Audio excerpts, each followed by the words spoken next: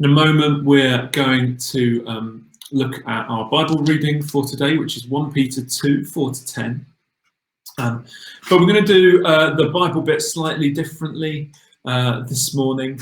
We love a good sermon and we love listening to what God's saying through that, but we know there's all sorts of different ways we can learn from the Bible. And one of the things we particularly are keen to do is learn together how we can listen to God through his words. Some of you who have been with Kairos for a while will be very familiar with our key discipleship question. What is God saying and what am I going to do about it? It's one of the things we try to approach most of the kind of events and things that happen in our life through. What's God saying about this? What am I going to do about it? How might I respond? So at 9 o'clock prayers in the week, what we have been in the habit of doing is reading a little bit of Bible together and then just kind of pausing, and Helen and I having a little conversation with those that are part of prayers online, joining in the comments. What's getting my attention? What might God be saying to us through that? And we're going to start with that approach and then kind of dive a bit deeper into some other questions as we look at the Bible reading together. So as Helen reads, listen out for that question. What's getting your attention? What might God be saying to you through that? So I'm reading from the New Living Translation, which I like because there are slightly less complicated words. It's a bit simpler for my little brain. So 1 Peter chapter 2, verses 4-10. You are coming to Christ, who is the living cornerstone of God's temple. He was rejected by people, but he was chosen by God for great honor. And you are living stones that God is building into his spiritual temple. What's more, you are his holy priests. Through the mediation of Jesus Christ, you offer spiritual sacrifices that please God. As the scriptures say, I am placing a cornerstone in Jerusalem, chosen for great honor, and anyone who trusts in him will never be disgraced. Yes, you who trust him recognize the honor God has given him. But for those who reject him, the stone that the builders rejected has now become the cornerstone. And he is the stone that makes people stumble, the rock that makes them fall. They stumble because they do not obey God's word, and so they meet the fate that was planned for them. But you are not like that, for you are a chosen people. You are royal priests, a holy nation, God's very own possession. As a result, you can show others the goodness of God. He called you out of the darkness into his wonderful light. Once you had no identity as a people. Now you are God's people. Once you received no mercy. Now you have received God's mercy. It's great. So remember that key question we're looking at this morning. Sorry, putting this in front of your face, lovely. What is getting my attention? What might God be saying through that? What is God saying? What am I going to do about it? Now, in our Kairos communities, we meet during the week and evenings in Kairos communities. Lots of those communities are looking at little portions of Gospels and are asking these questions. What does Jesus do in the passage? What does that show us God is like? How do other people react? And what is the good news for today in this passage? That's fantastic for those accounts of Jesus' life. And we want to have the same approach as we look at this letter today. But of course, sometimes letters can feel a little bit more complicated to understand. You don't necessarily see all the parts in the conversation. And so here are a set of questions we could use, well, we're going to use today to work out what God might be saying to us. I can't hold it straight, I'm sorry. It's great, you're fine. What can we work out about the people this letter was written to? Things like setting, cultural stuff, reading into the letter. What does the writer tell us about Jesus' identity? What does that tell us about what God's like? What does that tell us about the identity of the first readers? What does that tell us about our identity today? And how might that teach us to live, think, or act differently?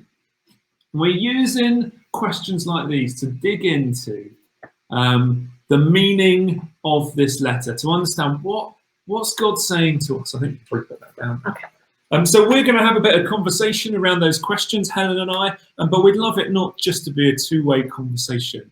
We'd love you to share your thoughts, your questions and comments too. There may not be time to get all of them up and interact with all of them because of a bit of delay, but let's try this out. So for that first question, Abe, what were you noticing about the setting, the cultural stuff, the people in this letter that you think might be important here? So we know that this letter was written not to Jewish people, but to the Gentiles who are scattered throughout Asia Minor, throughout what is now Turkey. So scattered across quite a big area geographically. And they're scattered, they're persecuted, they're under pressure.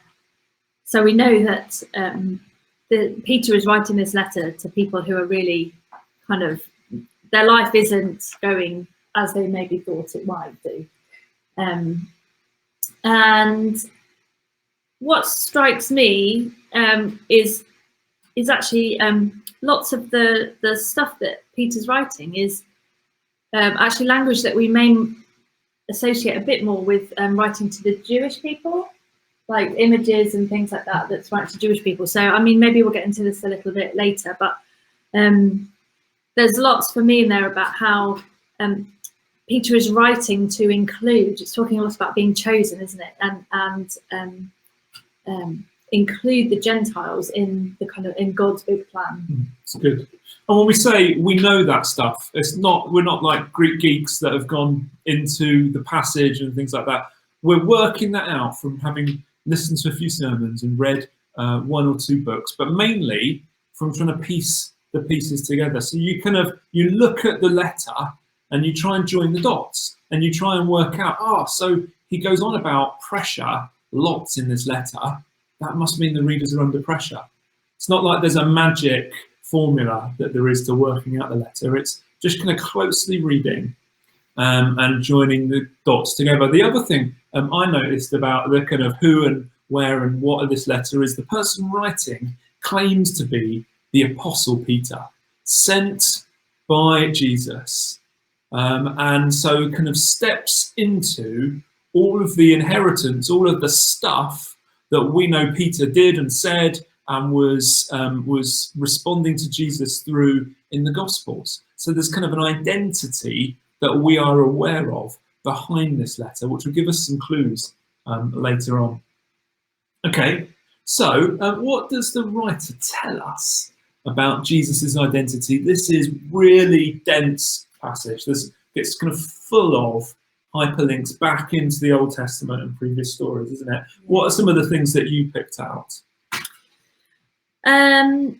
So we get this phrase about Jesus being the living cornerstone of God's temple, and the cornerstone is the bit that holds, I'm told, like it's the bit where two walls come together and it's held together by this cornerstone. For me, that speaks of Jesus being the one that holds together both God and his identity in God and us, the people of God. And he holds that all together and he brings that together. And we are one temple, one spiritual temple, because Jesus holds us together. And we're used to that image. We sing it, Christ alone, cornerstone, things like that. Yeah. We're used to. Thanks. You're in danger, James. I might be taken over as worship leader. You never know. I won't. We're used to that image, but if you stop and think for a moment, actually, there's quite a surprising twist in that picture. I don't know how many stones you've ever met that are living, but I could count them on no hands. I haven't ever encountered a living stone. Stones are dependable and solid, but they don't live.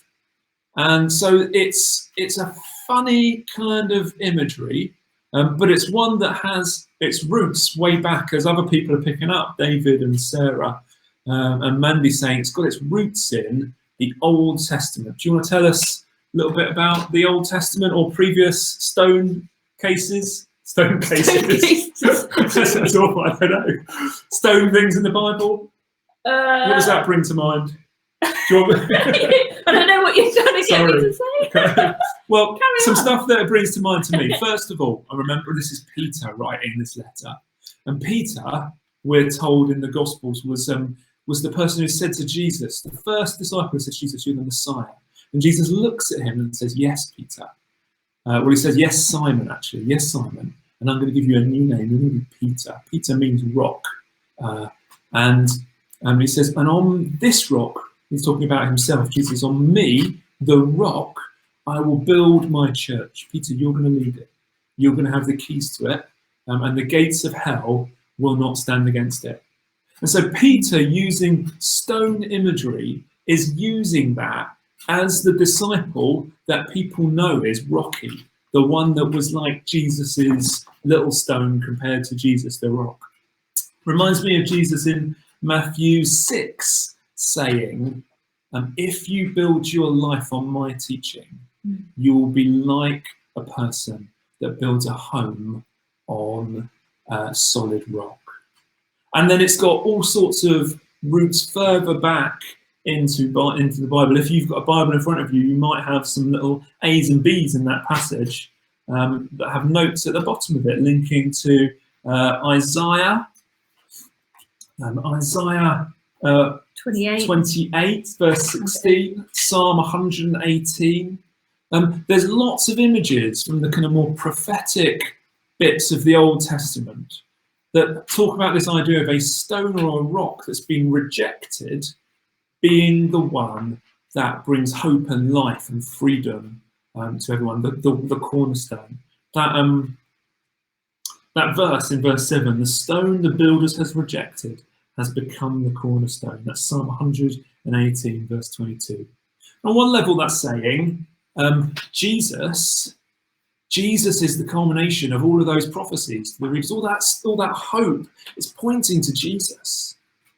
But it goes a bit deeper than that as well. So it's saying that Jesus was rejected, just like you are being rejected, people under pressure that this letter is being written to. Jesus was rejected, but he still became the cornerstone. And so even if you're being rejected, if you trust in Jesus, you can still be alive and connected to him and sharing in his life. That's great. I think there's something else that I noticed from verse 6, which where it says, "Anyone who trusts in him will never be disgraced." And I love that idea that there is no shame, there's no disgrace in Jesus. So when we come to him, we get to build our lives on him. We get to, it says later about, what does it say? Where has it gone?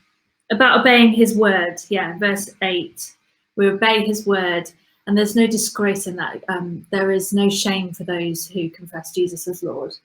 So I like, that tells us about who God is, what he's like for me. One of the things that loads of people that write about the New Testament say is that honor and shame was incredibly important for that culture.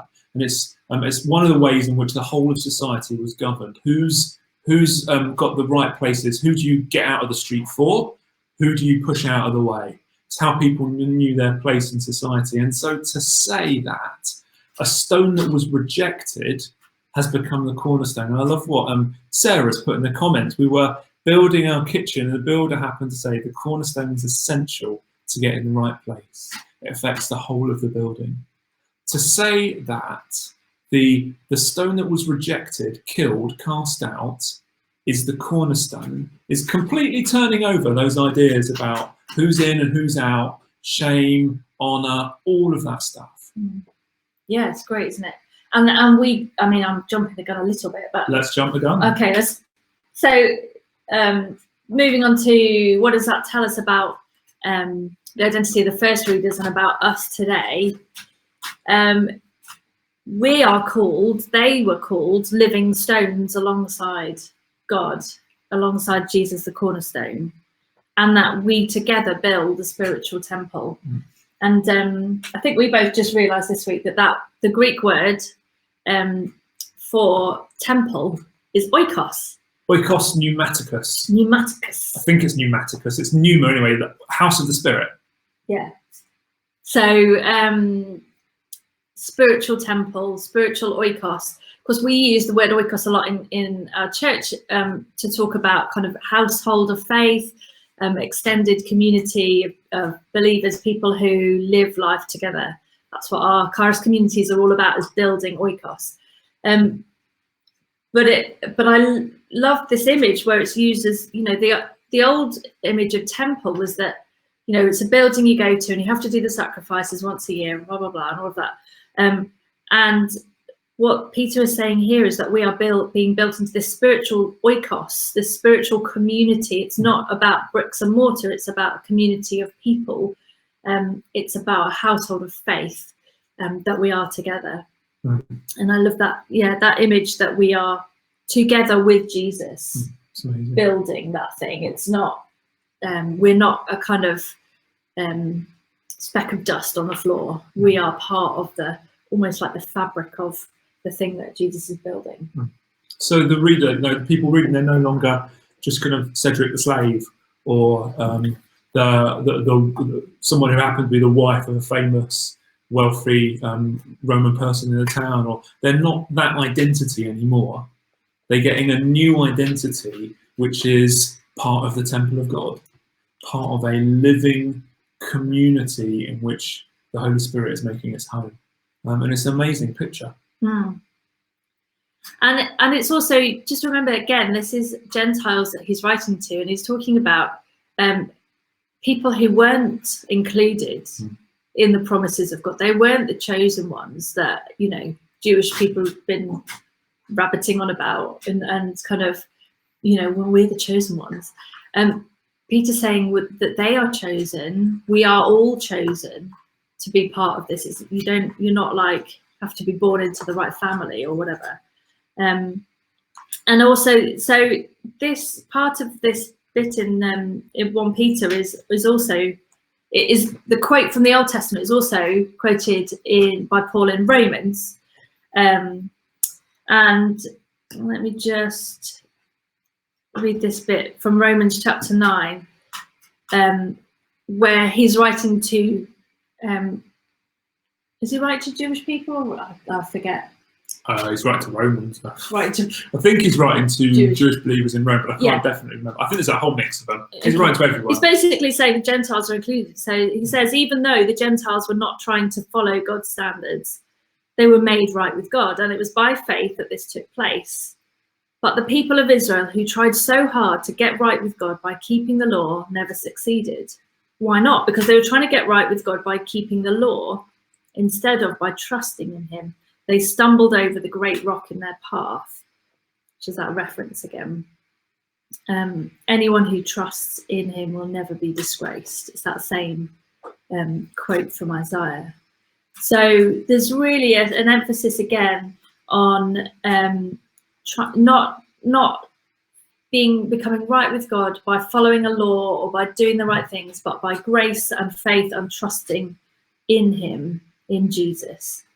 So that's some background work around what might this letter have meant. What might this idea of Jesus, the living stone, and us being a temple have meant to those first readers. We've got Callum on the time for us, and he says we've been talking about this for 14 minutes now, so we'll try and move it on a little bit quicker. We'd love to just think for a moment or two around, okay, that's what it meant to them, we guess.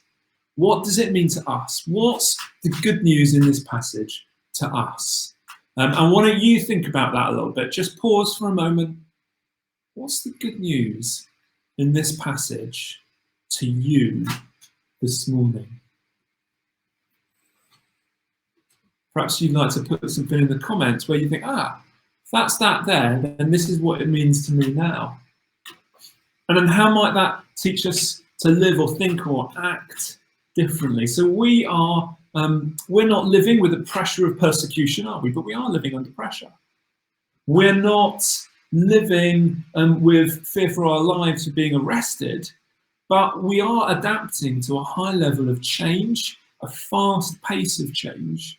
And we're seeing around us that coming up in all sorts of surprising ways. Distance, people backing away, fear, anger, plus a whole load of positive stuff and care for others as well.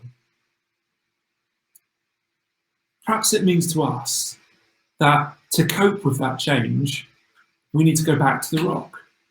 We need to learn what Jesus did and would do under pressure and build on him. Perhaps the good news for us is that Christians have been in pressure many times before and learned if you build on Jesus, your identity gets shared with him and you become part of the community of faith, not just Kairos Church, but not just the church in Harrogate, but God's amazing new people, the church across the world.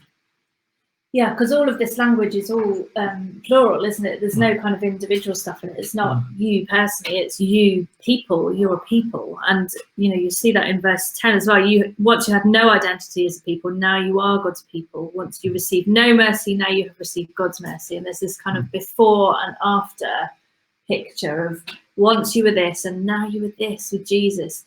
And it reminds me of the 6-word story that Neil shared with us last week about that's that idea about, and that story is what are the words that describe your life, the kind of before and after. And I know some communities have been looking at that this week, which has been great. Yeah, a couple of things people have said in response to that. Mandy said, we're not alone. We should work together in community. One stone can't make a spiritual temple. You have a new identity in yourself. You're a stone, just like Jesus is the rock. But when you come together, you're not just a stone, you're a temple, a building. Jen says that verse 4 is highly relevant. As you come to him, the living stone, rejected, but chosen by God and precious to him.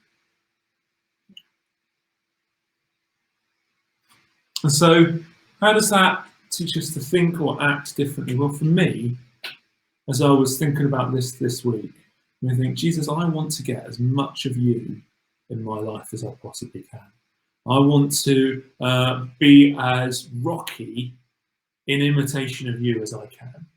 To spend whatever time I have that I can put to it into reading the Bible, into praying, to developing those foundation type things, so that that identity change in me is more fully complete, so I can trust you and get on with being a part of your temple. That's the change in me. It prompted me to desire a greater dependence on God, a greater encounter with God in my day-to-day life. You say a thing about the household. Oh yeah, that's good. Yes.